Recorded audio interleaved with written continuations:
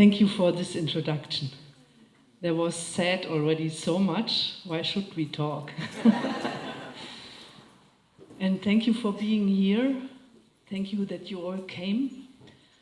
And I wish that we dedicate this evening to the healing of love on this planet. So not only for us as individual beings, but really the question, how can we bring a system change to this globe in a way that all the suffering part of this planet, what is suffering now, can find an answer.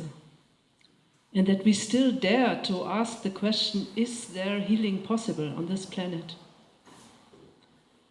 Thank you for the trailer. It's said so much that healing love is not only a question of us personal, but to see that there is a structure in our society which creates again and again and again the same pain. There are pain patterns, what we repeat, what we drink with the milk from our mothers and we forward it to our children. So if I really want to have fulfillment in my personal love, I have to awake and to see to the surrounding and look, how can we bring the shift? So if we look to our societies on this planet, there is not so much to be proud about, I think. Every society is based on war. It's natural. And we have the Ministry of Defense, and we think, yes, it's natural. We don't think anymore that there could exist societies which are really society of trust. And we are just coming from a pilgrimage, walking water, and it's amazing to see how much destruction is happening on this planet right now to make the big cities able to survive. And so there is the question, are we ready to face the pain? Are we ready that we are living on a planet, that we are living in a society which was always trained in a way that we have to protect ourselves? So the fear of loss, what we normally feel in our relationships, it's part of a society which trained us to feel like this. I don't want to go too much into the political issue now, but I want to start with this, that I love the sentence there, that our home is the world. And as long as there are people suffering, there cannot be really this trusty home feeling where we feel, yes, the world is okay. So I think personal questions are very much connected to the planetarian situation now. We listen, what's going on there. And how many people commit suicide at this moment because they don't have answers anymore. What is my profession? Where will I go to? There is really... Sometimes I have serious the question, will this planet survive? I'm sure the planet will survive, but we as humanity? Yeah. From this question of society, I come to the next part, and this for me is community. And if I use the word community, I don't mean the community as a city. I mean really community as a state of being. And we are, as human beings, natural, by our nature, I would say, we are community beings. And what community needs is, it's all about relationship. It's all about communication. So that I am able to speak here, even that I can't say who is me, is a miracle of community. That my heart is beating, that my liver is working. This is a system. It's amazing to look to the system of one human being and noticing that the whole globe is participating in this miracle that I can speak here. And this is for me the miracle of community. And we lost this. We lost the wisdom of community. I would say community is like the gold of this planet, and we have to rediscover the worth of this gold. Because if you only see gold, it's a stone. But we had to discover its worth. See, it has a worth. And so the community, for me, is the deepest treasure for healing. Maybe at this point I say some words how we came to build community. I grew up in a very well-educated German family. My father was conductor, my mother was a dancer, and I was in a protected home, I would say.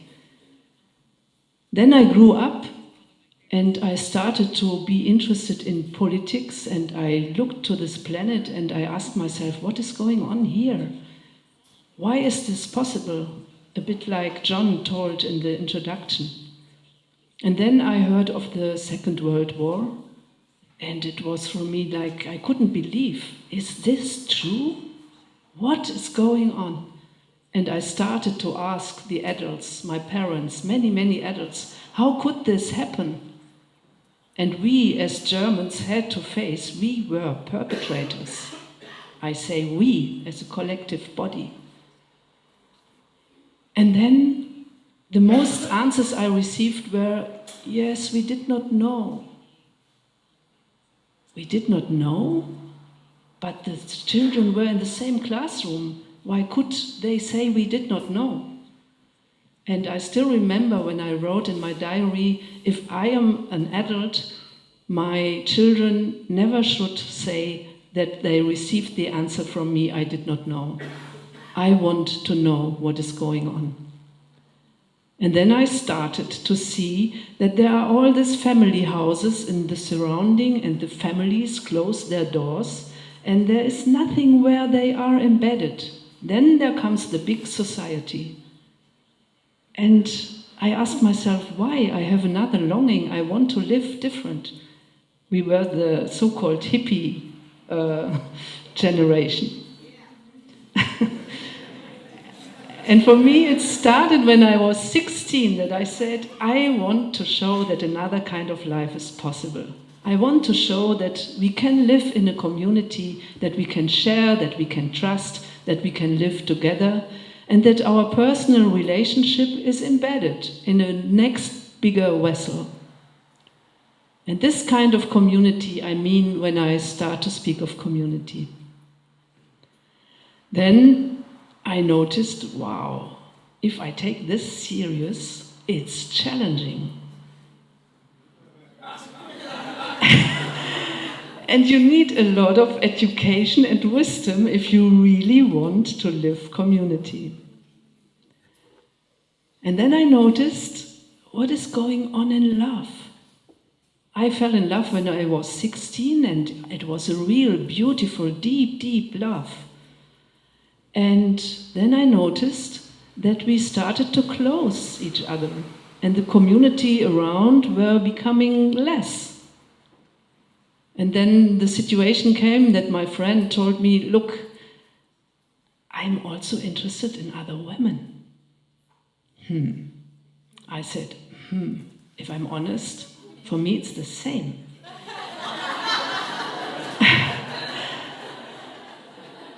But in this time, we were so naive that we thought, okay, this means we are not really meant for each other because we won't marry, and we did not know how it will go on, so we separated. And I was so full of pain, and I asked myself, why, God, where is love? How does love work? How can we make that we can stay faithful to each other? And in this time I made something like a vow and said, I want to do my research, how does community where truth and love is possible will work. Many years went on, I studied theology, and 1978 I came to know my beloved partner and co-founder of Tamera. He was one of the left-wing people, very engaged in the movement. He wrote the book Fear in Capitalism. Just to mention, he just finished a new book, Terra Nova. A very beautiful book, I think, and I recommend it warmly to you. So this man was traveling around to look for people who will found a community with him together. He and my friend Rainer Charlie Ehrenpreis I met when I was 16, and he met Dieter Duhm, and he told, oh, I know there are women, and she is quite interesting, she wants to build community. Dieter Duhm said, let's go, let's visit her. And so they came together to my house. And this was the point where we shook hands and we said, we want to start this experiment. And the community was meant as a free university where we can study all aspects of life and live together. We started with around 12 people in a very small farmer's house. And we made open weekends, we invited people to come, and very, very quick we grew so that we were around 50 people. So we had to change the place to a bigger house. And even this was a one-family house.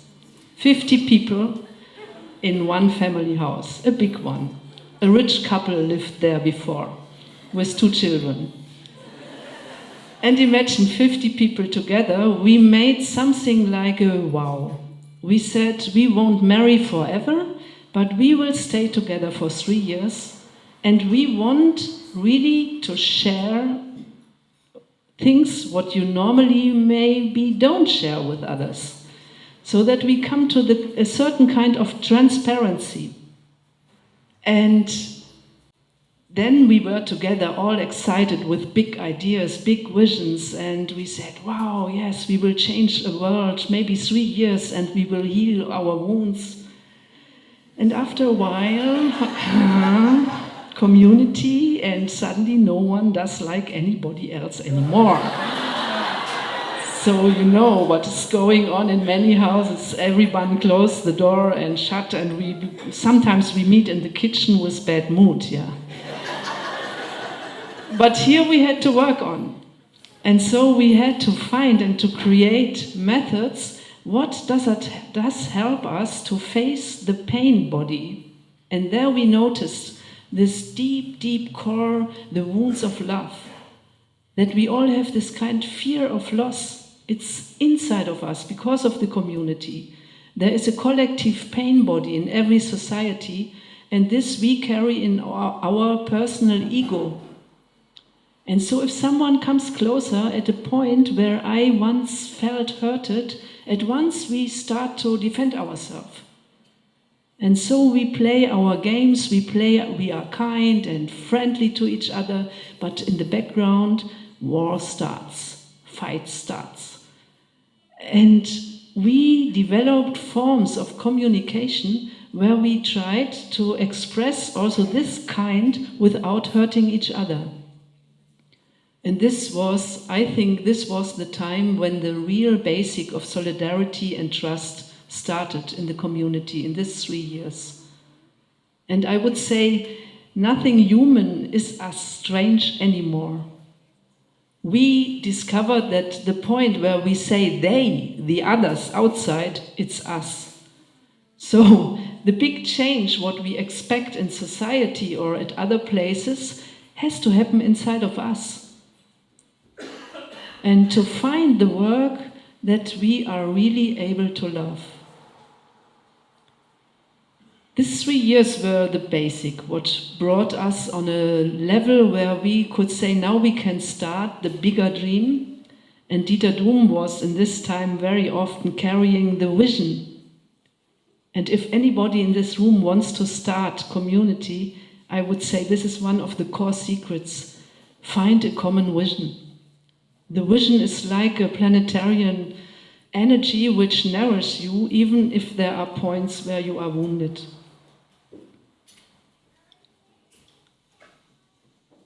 This time brought us to the dream what we now call Tamera. Tamera is a place in Portugal, in southern Portugal, where we have 200 hectares of land. and where we created something like a research center where we say on all levels we want to figure out how is truth possible and how can we come back to the memory where we all know about the healed vision, the healed part of community. For me it's like a seed. A tree has to have connection to his seed so that it can grow and unfold.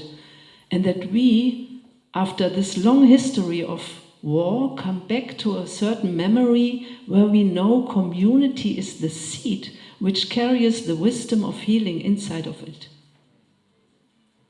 There is one birthright, what we all have, and this birthright is to figure out who we really are in this universe, embedded in this universe. And to build this kind of community, for us it was very, very important to find also a spiritual basic. Personally, I studied theology, and I have to say I was shocked during my study to see that it's mainly the history of church is a history of war. I wanted to know something about Jesus Christ as a revolutionary person who were able to create trust around him. But the history of church, wow. And then I asked myself, and me as a woman, the history of Inquisition is not long time ago. And then why? What happened? Okay, only because we are sexual beings, we are evil, and the men had to punish themselves if they had erotic feelings? Opa, what a story. And then Christ was born from a so-called, what is the English name? Yeah, you know the word. So I thought, why is it that in this room I think there is nobody which was not created through sexual encounters?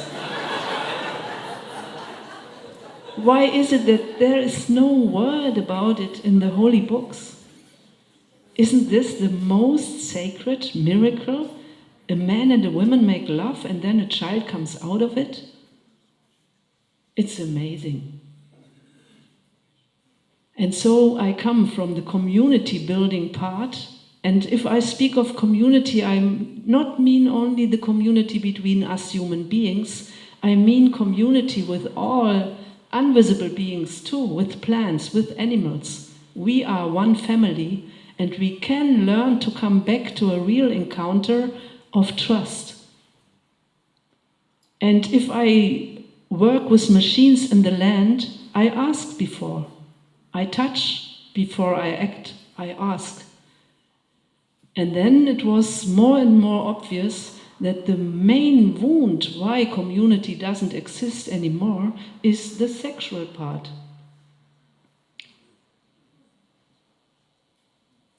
And we spoke of free sexuality, and this means sexuality free of fear.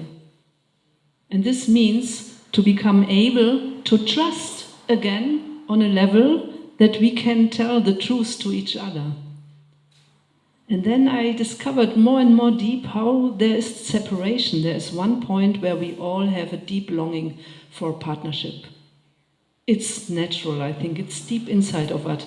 It's not a question whether we are homosexual or bisexual or whatever, but this partnership longing is deep.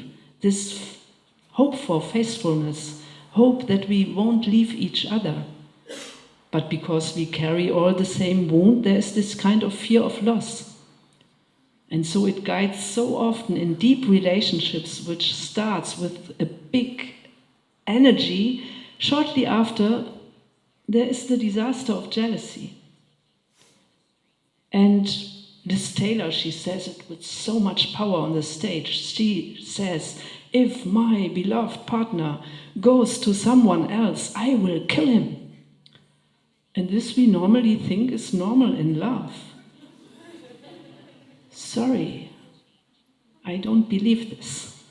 I think love is the opposite of jealousy.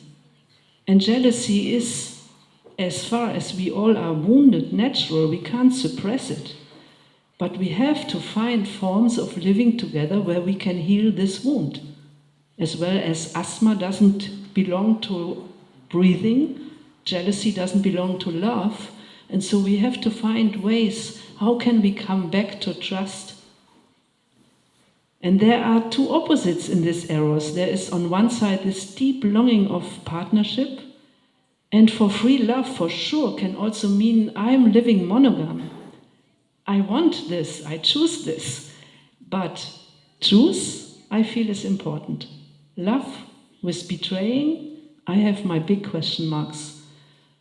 And if I look to our society, I don't know how it is here in the United States, but in Switzerland and Germany, so many couples are married, and the husband, in the night, he goes to the brothel, or he pays a woman and doesn't tell to his wife. This is normal. So, to create a society where this kind of betraying is not anymore necessary, and you can fulfill your partnership, and your partner can tell you if he has longings to open to other partners or other beings, needs a surrounding where you can share and where you can learn to share. So free love in a society where only marriage exists as an allowed form of love, this is challenging. And so we were called, how can we build new structures? And there the word structure comes in. We won't create pyramids or things like this, but to create structures where we learn to share truth. In Tamera, we had to develop really deep forms of forums work, we call it, with theater, with many different forms to be able to express also our shadow side without judging ourselves. This was really the core which brought the gold of community to us back. And just to, in short words, I'm living in partnership with my partner Dieter Duhm now since between 30 or 40 years. I met him in 1978, and he is a man, he loves a lot of women, and I know this. And I'm a woman which likes the adventure of eros, and this is not a contradiction to a deep, deep partnership if you learn to share about this. And now, after all the work and all these years, I can say with all my heart, if I know which kind of women he feels attracted to, I know it at once. And I see her, and in former times it would have the feeling, oh, I have to protect that they come together. This is the old kind of love, yeah? And so we come and close the doors. And now I can with my full heart say, please, if you like him, go for it. Because I know that this doesn't make eros less, the opposite. Our eros grew and grew and grew through the trusting level. So we are now more since 1978 together, and our eros is growing. So I can tell you, yes, it is possible. But it needs the readiness to face the pain. And it needs the readiness to heal the wounds. And this no couple can do alone. It needs a surrounding, it needs an embedding, it needs a deepening, what we call building community. So I think my half hour is nearly done. And maybe I give now the microphone to Benjamin, and I will first build the bridge to what we said in Tamera. Tamera is meaning the core is water, the source of water. And for me, water is one of the biggest love teachers. And water is like a teacher of how community will be built natural if we really deeply listen to the universal laws. Where is water? Plants come. The wounds will be healed. It creates surrounding. Natural biotopes will grow. And I love the sentence, we as humanity have done to Eros the same like to the water, to the rivers. We made them, we violented them, we brought violence to it, that it were only allowed in one direction to flow. Eros wants to free flow. The water wants free flow. And even it wants vessel where it can sink deeply, deeply in. And in this sense, we would offer a short film about the water, and then Benjamin goes on. And then we will be open for all your questions. Thank you for listening.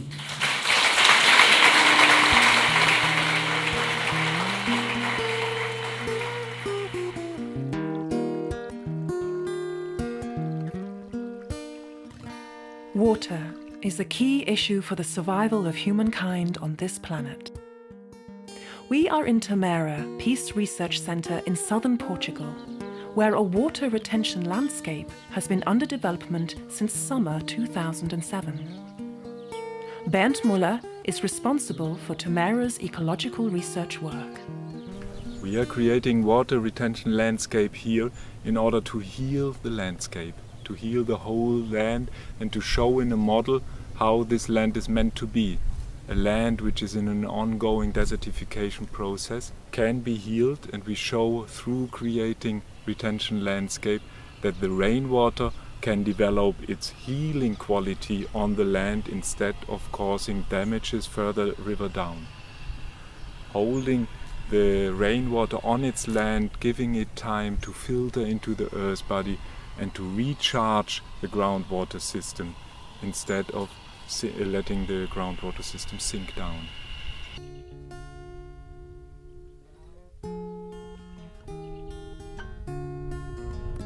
The water retention spaces have winding banks, shallow and deep zones, a diverse vegetation of water plants, and are built aligned to the prevailing wind direction.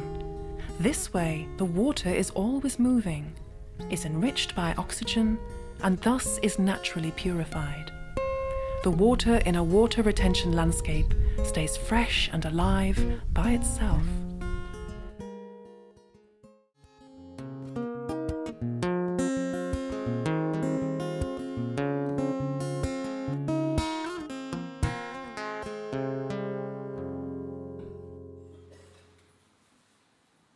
Thank you for these images, not just because they are about Tamera and I love this place, but because the whole planet is in a process called desertification, and to see actual images that this can be reversed on this scale, and there are images of China on a much larger scale or India, it does something to the soul. And this little movement in the soul is actually a reminder or a hint how connected we are to the whole. So I give thanks for the possibility to heal water, be part of healing our relation to water. And I want to speak a little about the analogy of water, love and eros. Maybe before that I say once greetings to Turtle Island, because I noticed that we are sitting here on this concrete layer in Berkeley, Oakland. Anyway, in the bay, and walking the land in California through the Owens Valley and feeling into it, there is a much older story to this land. And there's a much older story to its people. And part of healing our story is healing this past. And I don't mean it in an attached way of living in the past, but knowing and acknowledging it, the hurt of humanity. And there's this beautiful sentence that Sabine already mentioned. I think it is, "The world is my country." And this reminds me of a story that I actually only remembered a few weeks ago when I was a child, 11 or 12. In the school, we had tasked to talk about historical issues, and I picked the native Indians. Boy, 11, 12 years old. This was adventurous. And I started to research it, and it was a history of war. What I got was a date and a number of dead people. It was a genocide. And I researched, and then I came upon the story, or the supposedly speech by Chief Seattle. And in my childlike soul, he spoke about, we are part of the earth. We cannot own a river. We cannot own a tree. We are part of this earth. And I was so intrigued by the speech that I chose. I will not recollect or resemble for my paper or essay the story of war and death, but I will actually read this speech. And I read it, and this was my essay, and I read it, and then the bell rang, and the class, including the teacher, got up and kind of walked out on me. And I was shocked.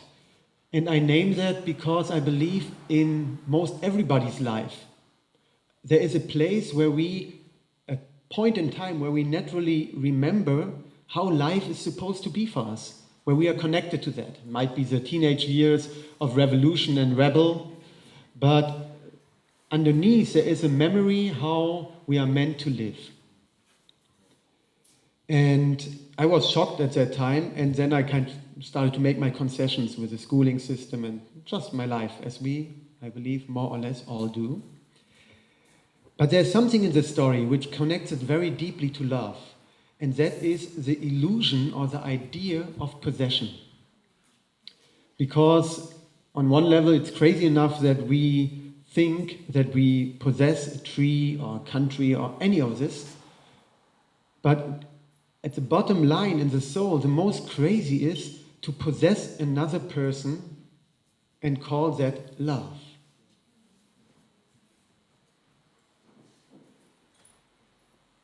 So in a way, what Sabine just spoke was a way to regain our birthright as loving, free, loving beings.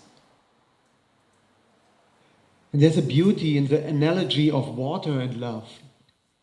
There are so many things that water can teach us, and the thing that we learned in Tamera was that there is a large water cycle, like a healthy way for water to circulate on this earth.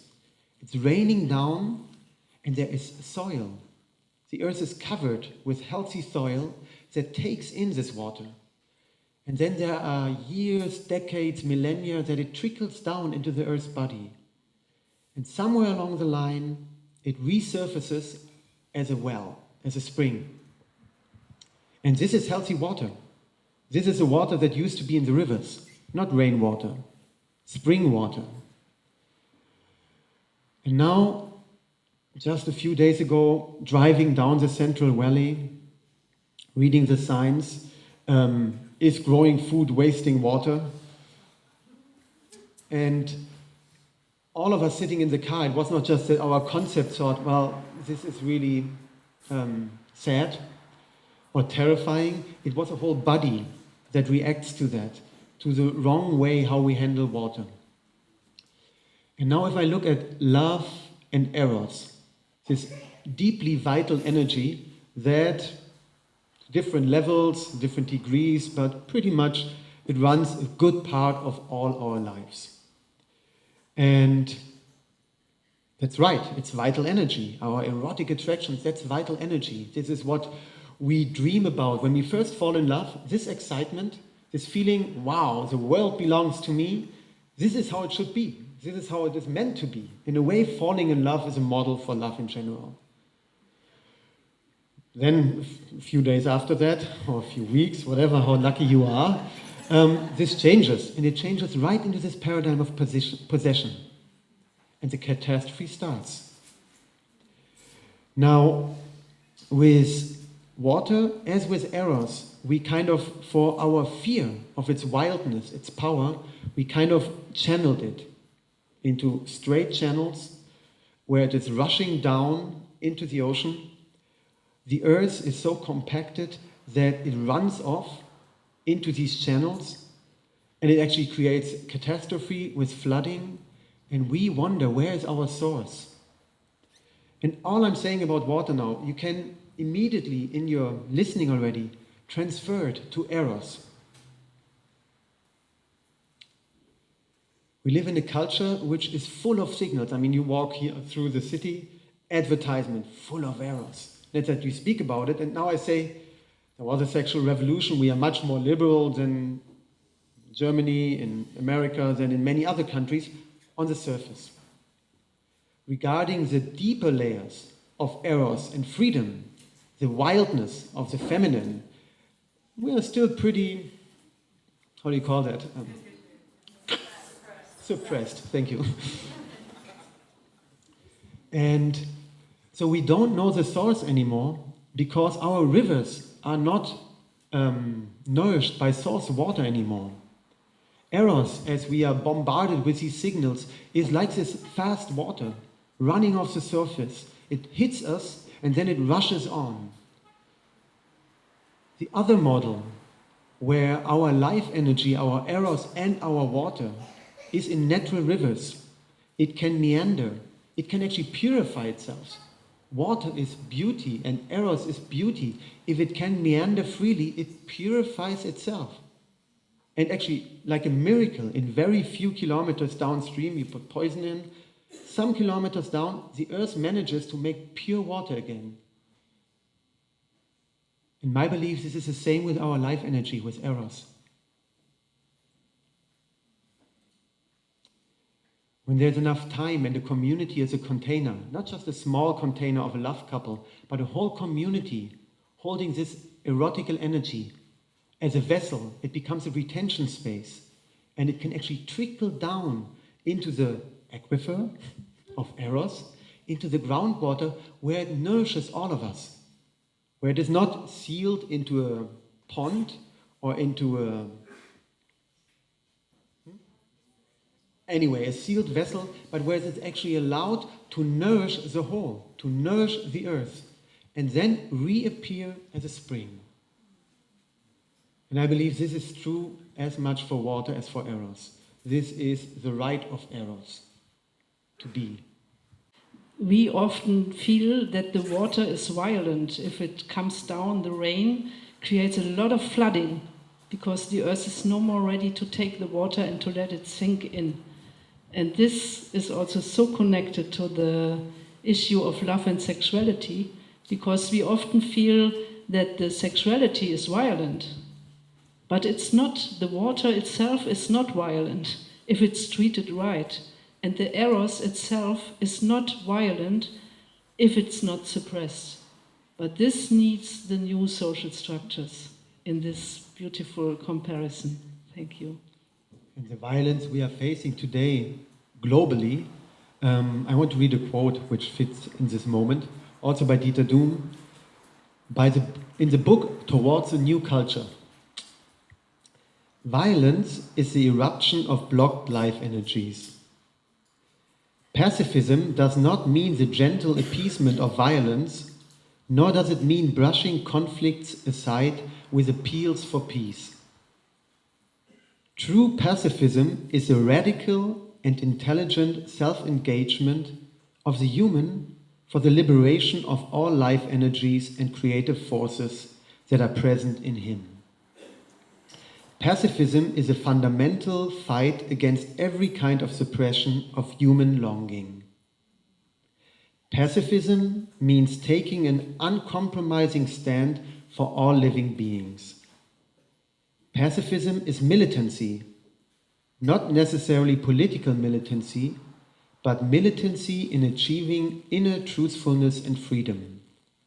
For pacifism is a reconciliation of the human with himself.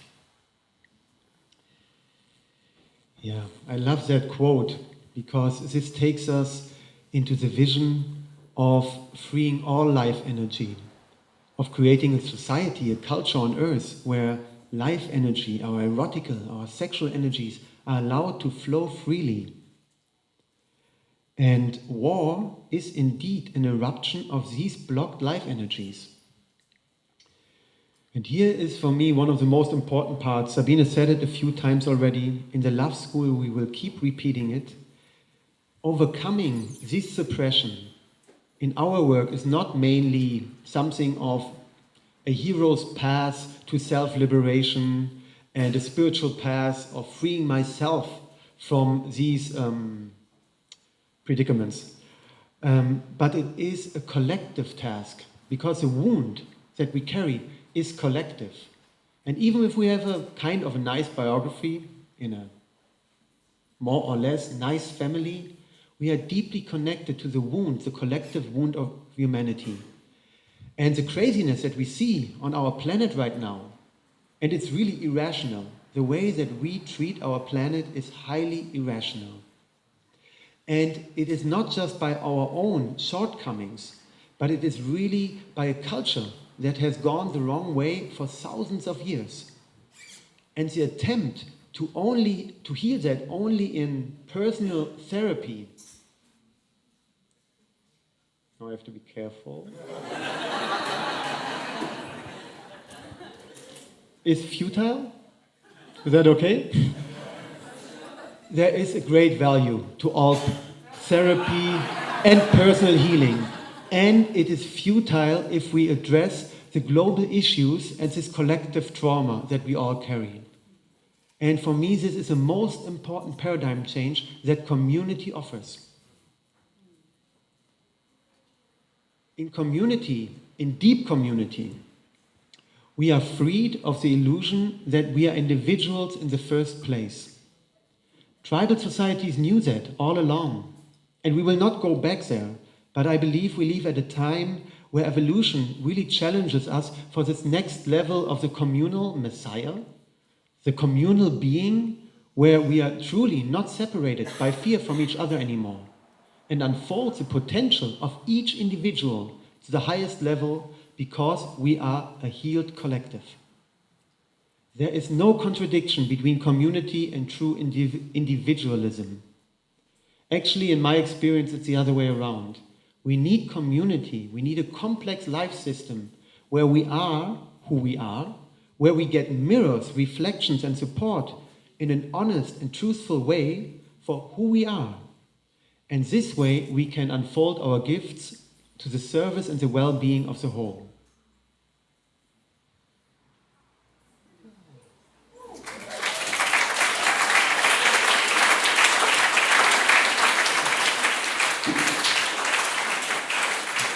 That's a beautiful promise.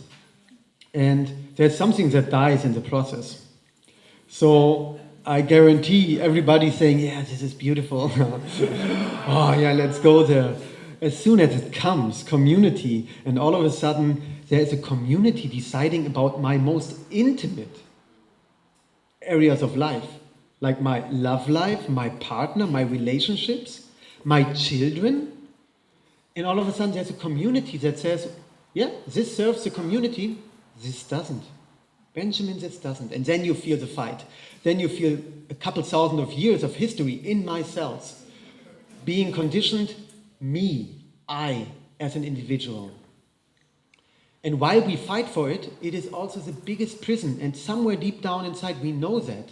We know these moments, whatever, with substances or some other kind of ecstasy, where we go beyond our individual self and we experience the freedom and the potential for love in these moments. And in all other moments, we are protecting this prison.